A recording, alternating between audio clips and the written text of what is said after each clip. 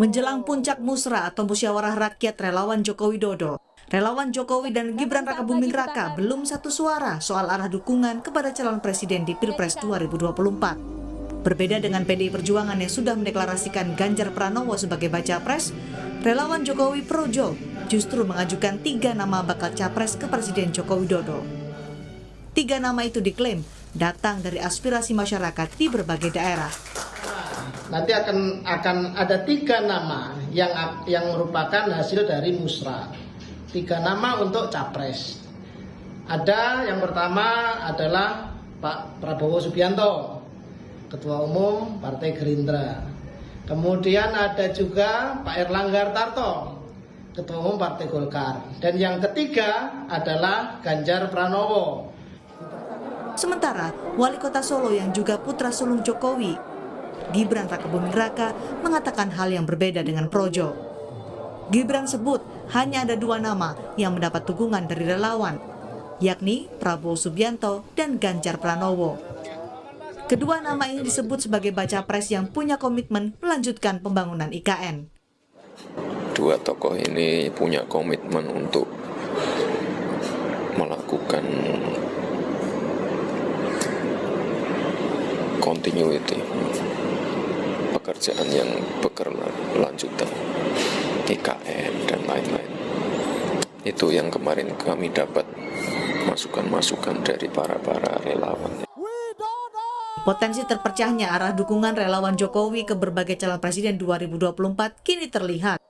Suara relawan tidak sama dengan PDI Perjuangan yang mengusung Ganjar Pranowo, di mana Jokowi sebagai kader partai seharusnya juga punya warna dan ideologi politik yang sama dengan PDI Perjuangan. Tim Liputan, Kompas TV. Suara relawan Joko Widodo, saudara, terbelah tidak sama dengan PDI Perjuangan yang sudah mendeklarasikan dukungan kepada Ganjar Pranowo. Apa konsekuensi politik dari terbelahnya dukungan ini? Kami bahas sore ini bersama dengan Direktur Eksekutif Indikator Politik, Burhanuddin Muhtadi, ada juga Ketua DPP PDI Perjuangan, Eriko Sutarduga, dan juga kita akan tunggu karena sore ini juga akan bergabung dengan Ketua Umum Projo, Budi Aris Setiadi. Selamat petang, Bapak-Bapak. Selamat petang, Audrey. Selamat petang, Mbak Audrey. Oke. Assalamualaikum. Baik, waalaikumsalam. Saya ke Mas Burhan terlebih dulu. Mas Burhan, kenapa sih kira-kira relawan Jokowi ini nggak satu suara mendukung capres Ganjar Pranowo yang sudah didukung duluan oleh PDI Perjuangan?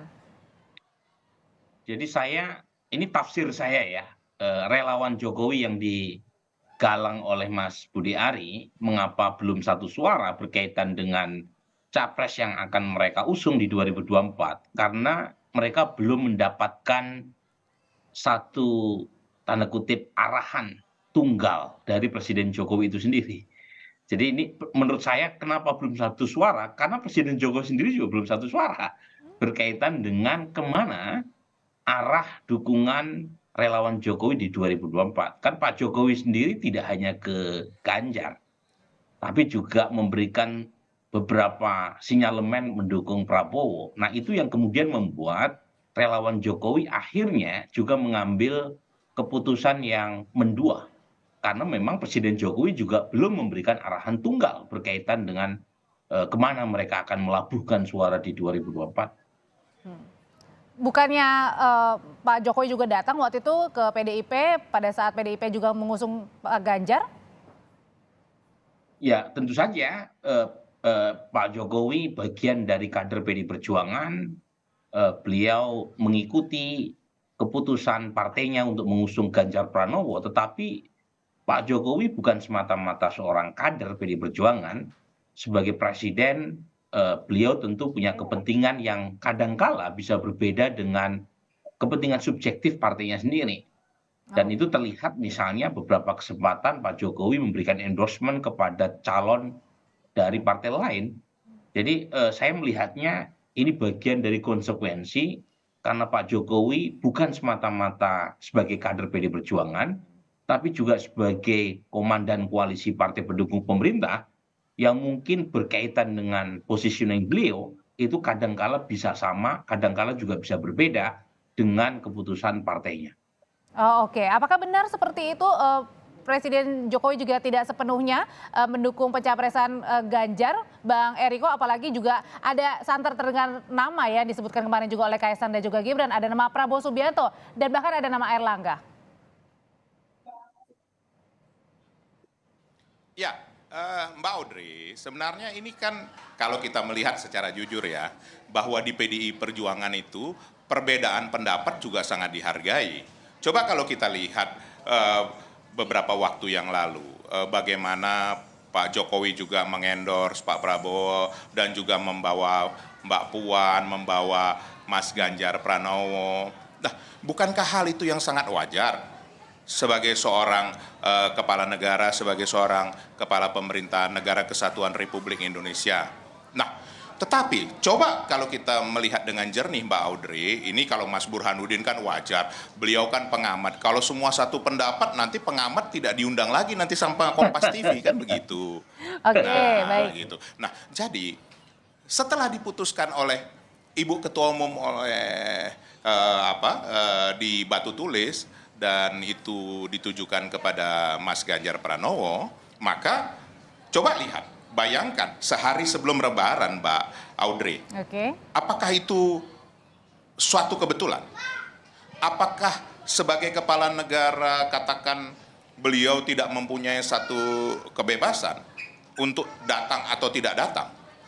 Kalau dikatakan sebagai kader, beliau bisa saja menyatakan untuk tidak bersama-sama karena beliau harus menjalankan tugas negara. Bukankah begitu Mbak Audrey? Saya tanya kembali kepada Mbak Audrey dan Mas Burhanuddin Muhtadi.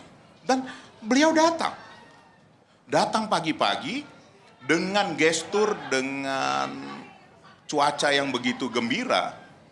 Apakah itu dibuat-buat? Boleh diputar kembali nanti dari Kompas TV. Apakah benar atau tidak yang saya sampaikan ini? Nah, itu kenyataan yang ada. Dan bagaimana Mas Ganjar dengan Pak Jokowi setelah deklarasi itu pulang bersama-sama naik pesawat. Dan besok hari, saya tanya Mas Burhanuddin tadi, apakah hari Raya Idul Fitri itu bukan hari kemenangan? Nah, di saat hari kemenangan itu, Pak Jokowi mengajak Mas Ganjar untuk sholat id bersama. Apakah ada kewajiban untuk mengajak sholat id bersama? Ya, mendukung Pak Ganjar, dan Mas Ganjar juga bisa sholat id di Karanganyar atau di Purbalingga atau di mana saja di Jawa Tengah. Itu bersama-sama. Apakah itu tidak bisa lagi dilihat sebagai sesuatu hal yang wajar? Sebagai sesuatu hal yang memang kita ini bersaudara? Baik. Bahwa beliau sebagai kepala negara tentu memberikan kesempatan kepada menteri-menterinya yang lain, Pak Prabowo, Pak Airlangga. Itulah seorang kepala negara. Disitulah bahwa Pak Jokowi bisa memisahkan diri sebagai kader partai dan juga sebagai kepala pemerintahan dan kepala negara. Kalau gitu. Tapi kalau kita lihat Mbak Audrey, ini sore ini teman-teman wartawan Kompas pun ada di Geraha Pena ini 98 di Jalan Cokro Aminoto. Mas Burhanuddin harusnya ke sini, Mas Budiari juga. Begitu ramai dan bukan hanya kalangan relawan, tetapi mahasiswa yang datang dari 17 provinsi, 47 kampus. Nah, Mbak Audrey, saya bisa berkata gini, kenapa? Saya ini dulu koordinator tim kampanye nasional relawan tahun 2014 yang mengkoordinir 1.788 kelompok relawan, hampir 1 juta anggotanya di seluruh Indonesia. Nah, silakan kalau apa mau ditanyakan bagaimana mengenai relawan, mereka relawan. Kalau sudah selesai dengan Pak Jokowi, tentunya nanti akan memilih yang akan datang. Lah, itu hak mereka. Apakah mereka akan memilih Mas Ganjar sebagai kader PDI Perjuangan atau yang lain? Itu adalah hak mereka. Saya akan nanyakan ke Projo nih, Mas Budi Ari sore. Mas Budi Ari, ini kenapa sih besok diadakan musra nih? Kenapa harus mengajukan 3 nama baca pres ke Jokowi? Kenapa nggak 1 nama aja tegak lurus bersama dengan PDIP? Loh bukan, ini kan rangkaian musra ini kan sudah dilakukan sejak bulan Agustus 2022. Kita sudah melakukan musyawarah rakyat hampir di seluruh provinsi yang ada di Indonesia, dan besok ini kita menyampaikan hasil-hasilnya gitu loh. Bahwa hasil yang terekam dari kami ada 3 nama, yaitu yang disampaikan ke Pak Jokowi gitu loh. Kami kan nggak bisa tahapan kita menggelar seluruh musyawarah rakyat Indonesia di seluruh Indonesia terus kita cuma menyerahkan 1 nama, karena faktanya memang ada 3 nama yang terekam dalam musyawarah rakyat Indonesia yang kami serahkan kepada Pak Jokowi, begitu loh. Oke, Mas Budi, tapi kenapa Ini sih? kan sudah dirancang hampir 1 tahun yang lalu begitu loh. Dan tindak lanjut di perintah Pak Jokowi bahwa musyawarah rakyat Indonesia ini adalah bagian dari instrumen demokrasi untuk menyerap, mendengar, dan merekam suara dan harapan rakyat tentang masa depan dan harapan-harapan yang ingin diwujudkan pada rakyat seluruh Indonesia. Sebenarnya apa sih aspirasi yang diutarakan oleh teman-teman relawan ini, Mas Budi? Ada 3 nama baca pres gitu? Loh bukan, jadi kan begini loh, bahwa musyawarah rakyat Indonesia ini sebagai instrumen demokrasi ingin meletakkan demokrasi dan partisipasi publik ini di dalam intisari demokrasi itu sendiri, karena demokrasi itu harus berbasis pada partisipasi publik. Demokrasi yang berkualitas memerlukan peran serta partisipasi rakyat, termasuk juga dalam menentukan atau menyuarakan apa yang menjadi keinginan masyarakat, termasuk soal capres dan cawapres. Kami kan merekam semua itu, begitu. Nah karena itulah kami ingin menyampaikan kepada Pak Jokowi pada hari Minggu 14 Mei 2023 ini tentang nama-nama. Dan itu nanti mengerucut jadi 1 nama? Oh, bahwa kami menyerahkan 3 nama. Oh, tetap 3, oke. Kepada Pak Jokowi. Siapa yang Pak Jokowi tunjuk untuk didukung, kami akan tegak lurus kepada Pak Jokowi. Kami kan relawan Jokowi, kalau relawan Jokowi ya tegak lurus kepada Pak Jokowi, begitu. Oke, kalau gitu Mas Burhan, sebenarnya kenapa sih ini para relawan ini terbelah-belah begitu? Kenapa nggak satu suara begitu? Apa implikasinya? Ya, kalau mengapa terbelah atau mengapa belum satu suara kan tadi saya sudah jelaskan, Audrey ya. Saya belum teryakinkan ya dengan penjelasan Bung Eriko. Menurut saya apa yang kita lihat dari Presiden Jokowi beberapa bulan terakhir itu memberikan sinyal beliau masih belum fix untuk menetapkan dukungan satu suara. Jadi itu terlihat misalnya dalam banyak kesempatan, saya hitung 5 kali itu Presiden Jokowi memberikan public endorsement kepada Pak Prabowo. Misalnya dengan pernyataan 2024 adalah jatahnya Pak Prabowo di acara Perindo tanggal 7 November 2022. Kemudian dalam beberapa kesempatan dukungan juga diberikan dalam bentuk, kalau istilah komunikasinya itu kita sebut dengan istilah low context ya. Artinya dukungan diberikan dengan bahasa yang terang benderang tanpa analogi atau tanpa tafsir apapun. Tetapi juga diberikan berkali-kali juga kepada Mas Ganjar. Jadi poin saya, kalau ini masih berlangsung sampai ke depan, saya kira relawan Jokowi dan pendukungnya juga akan mendua berkaitan dengan ke arah mana mereka akan pilih di Mas Burhan, kalau gitu menduanya relawan Jokowi ini apa ini merupakan representasi juga dari suara Pak Jokowi yang sebenarnya? Iya, tadi saya sebut ya. Jadi sebenarnya Pak Erlangga ini kan tidak terlalu besar ya suaranya, baik dalam survei maupun hasil musrah. Nanti bisa ditanya kepada Pak Budi Ari. Yang berkejaran itu kan antara Ganjar dan Prabowo menurut hasil musrah. Dan kebetulan hasil survei juga menunjukkan hal yang sama. Dan kebetulan pula sikap Presiden Jokowi, kalau kita baca secara lebih jernih, itu juga tidak mengerucut ke satu nama. Nah itu yang kemudian akan membuat suara relawan Pak Jokowi sampai hari H kemungkinan juga akan mengikuti apa yang dicontohkan oleh Presiden Jokowi. Kan mereka tegak lurusnya kepada Presiden Jokowi. Oh oke. Itu yang kemudian akan berarti belum tentu ya tegak lurus ke PDIP ya? Belum tentu. Kalau menurut saya, kalau menurut Bung Eriko. Baik. Silakan Bang Eriko. Mbak Audrey, ini Mas Burhanuddin ini belum pernah ngundang saya, makanya mesti undang saya.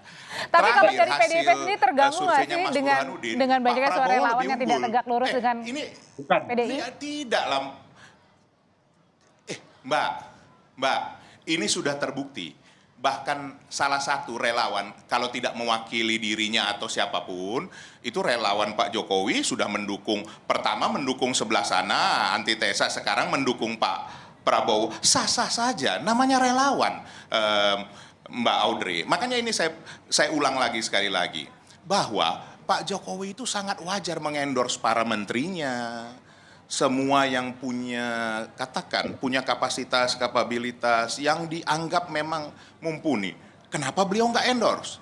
Tetapi coba perhatikan, setelah diputuskan oleh Ibu Ketua Umum bersama-sama hadir Pak Jokowi di sana di Istana Batu Tulis, kembali bersama-sama juga dengan Mas Ganjar. Tadi sekali lagi saya ulangin lagi, sholat Id bersama di hari kemenangan.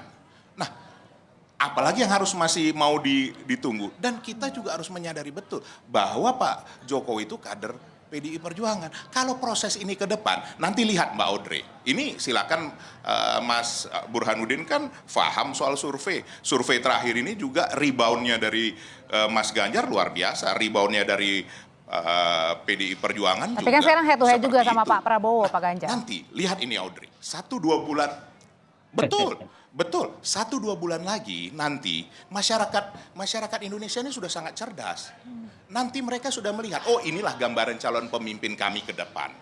Nah, inilah nanti akan semakin mengkerucut, akan semakin terkristalisasi, akan semakin terkonsolidasi. Nah, nanti setelah ini, maka akan terjadi lagi perubahan dalam hasil-hasil survei, sehingga nanti, ini perkiraan saya, bulan, ya saya boleh menduga dong Mbak Audrey, nama saya kan Eriko Sotarduga, masa saya nggak boleh menduga, ya kan? Oke. Prediksi kalau Silakan istilahnya, prediksinya apa, dugaannya Mas apa, Bang? Burhanuddin Mutadi, ya kan? Nanti, nanti ini akan semakin mengkristalisasi. Kalau lihat dari ini, bisa sekarang ini hasil perhitungan masih bisa 4 poros atau 4 kerjasama. Tapi kalau melihat ke depan ini, kemungkinan yang terbesar itu 3 poros atau 3 kerjasama.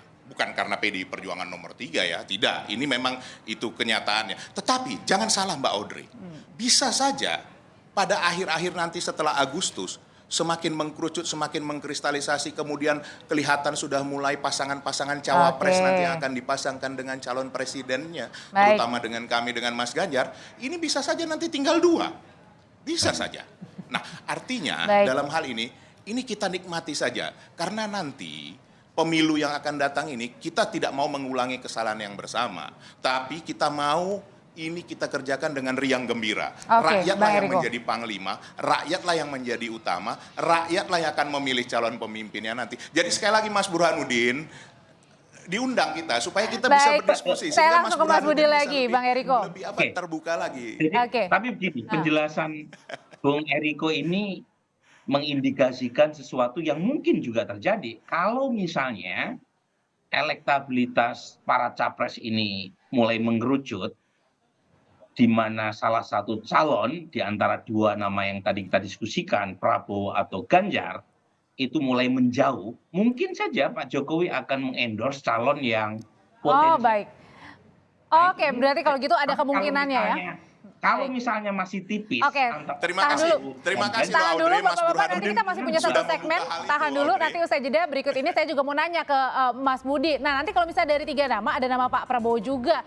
Apakah ini juga nanti akan mengerucut menjadi 1 nama, dan ini gimana nanti milihnya? Tetaplah bersama kami.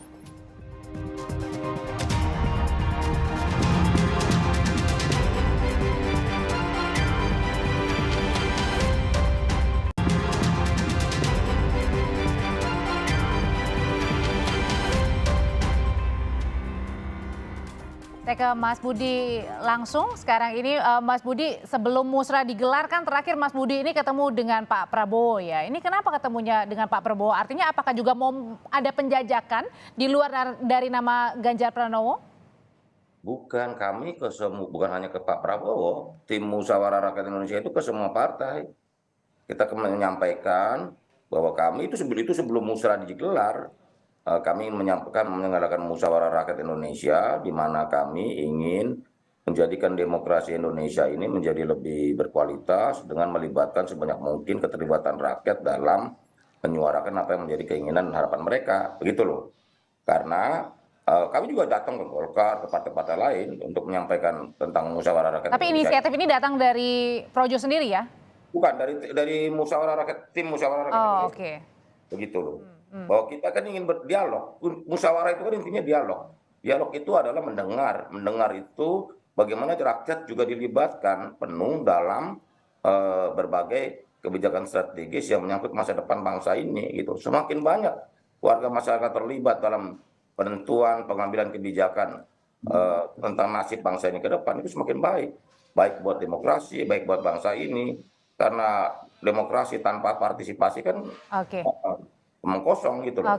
Kalau gitu Karena itulah kita ingin menumbuhkan demokrasi yang lebih partisipatoris dengan melibatkan seluruh rakyat Indonesia dalam penentuan hal-hal yang lebih strategis, termasuk juga penetapan apa yang menjadi capres dan cawapres yang diinginkan oleh masyarakat dan warga Indonesia. Begitu, Mbak. Nah, kalau gitu Mas Burhan, jangan-jangan perang di Pilpres 2024 bukan hanya perang sesama antar partai politik gitu yang mengajukan siapa nama nanti di Pilpres, tapi juga jangan-jangan perang antar relawan juga nih terjadi.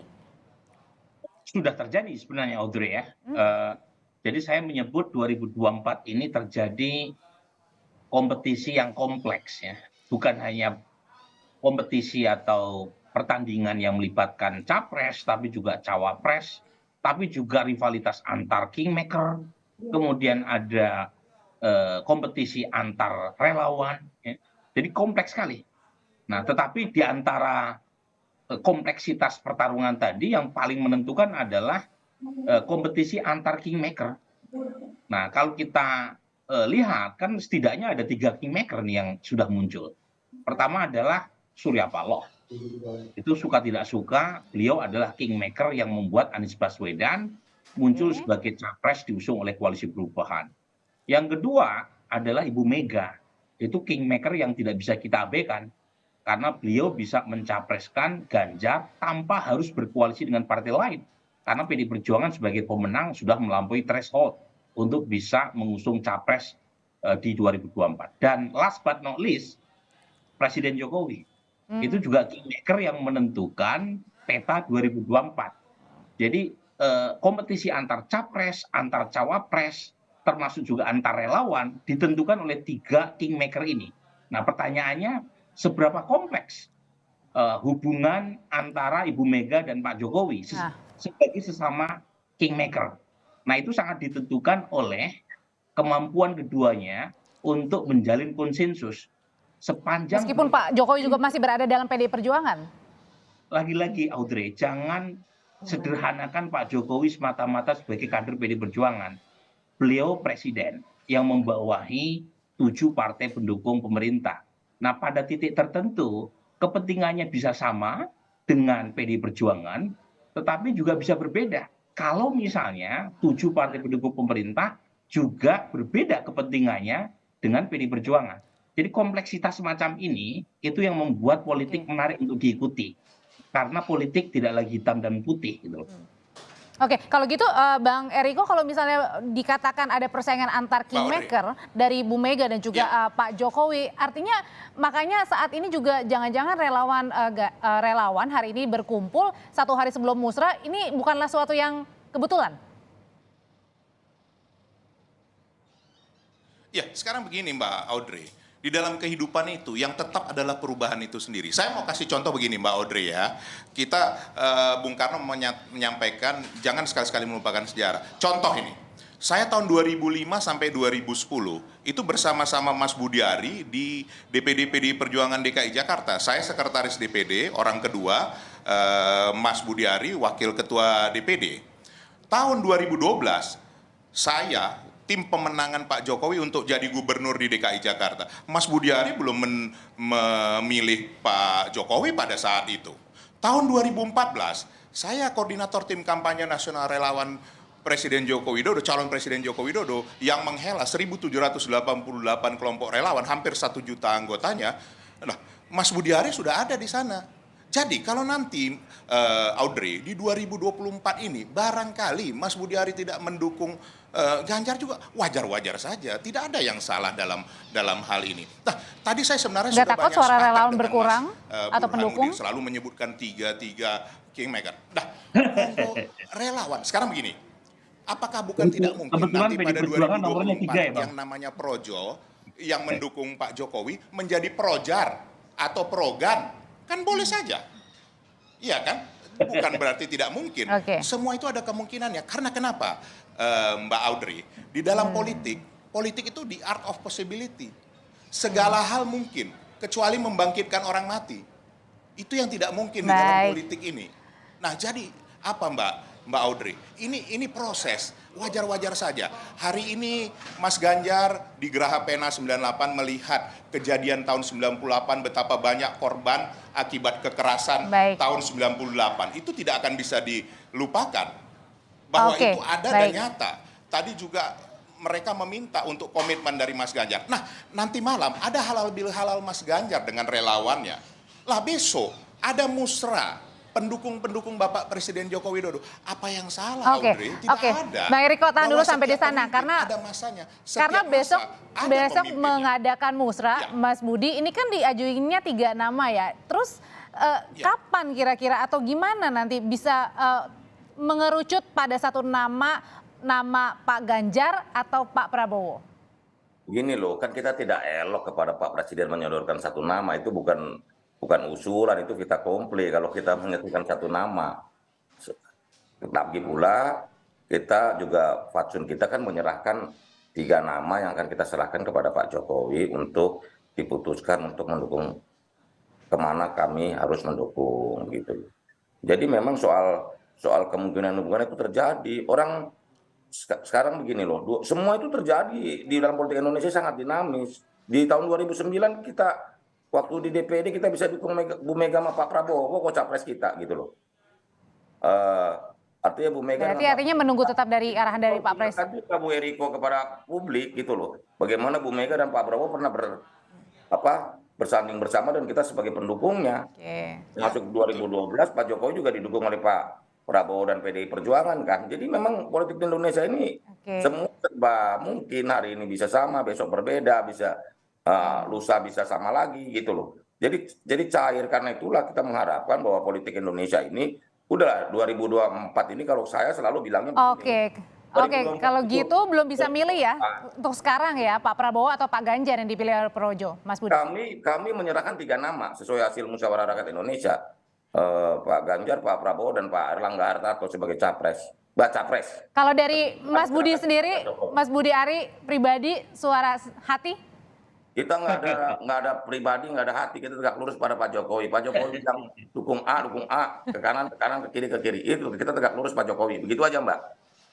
Oke, kalau misalnya dari PDIP sendiri, kalau misalnya ini relawan masih beda dukungan, tidak mendukung Ganjar, nggak apa-apa, ora popo? Dari awal saya sudah sampaikan Mbak Audrey bahwa itu adalah pilihan. Sudah ada contoh relawan Pak Jokowi sudah ada yang berubah, karena wajar-wajar saja, tidak ada yang salah. Tetapi dalam hal ini bahwa relawan itu rela tanpa ada bargaining apapun untuk mendukung calon siapapun yang dia dukung. Tapi berarti tidak masalah ya kalau misalnya di luar tidak mendukung Pak Ganjar ya untuk relawan ya. Bersama politik untuk mendaftarkan. Iya, untuk mendaftarkan calon presiden dan calon wakil presiden. Jadi kita tunggu saja. Siapapun itu pasti yang terbaik untuk rakyat, dan rakyatlah sebagai panglimanya. Terima kasih Mbak Audrey. Terima kasih. Terima kasih Mas Budi, terima kasih. Mas Burhan, kalau gitu gimana kalau misalnya ini tetap terbelah ini relawan Jokowi? Apa yang bisa nanti terjadi? Begini ya, sebenarnya soal pilihan yang berbeda ini wajar ya, karena bagaimanapun pendukung Pak Jokowi kan tidak bisa diringkus dalam satu pilihan tunggal. Apalagi yang maju kan bukan Pak Jokowi. Bahkan kalaupun toh Pak Jokowi akhirnya memutuskan satu nama pun, dugaan saya juga tidak akan bulat seluruh pendukung Pak Jokowi mengerucut pada satu nama. Hasil survei tatap muka saya misalnya di April kemarin juga terlihat pendukung Pak Jokowi di 2019 yang memilih Mas Ganjar masih lebih banyak. Tetapi ada peningkatan dukungan pada Prabowo Subianto. Bahkan ada yang juga memilih Anies Baswedan. Berarti masih ada terbelah. Ya, betapapun Pak Jokowi sudah memutuskan satu nama, itu dugaan saya juga masih ada potensinya. Terima kasih. Yang kemudian memilih yang lain. Baik, terima kasih Mas Burhanuddin Muhtadi, terima kasih Bang Eriko Sutarduga, dan terima kasih Mas Budi Ari, sehat selalu. Terima kasih.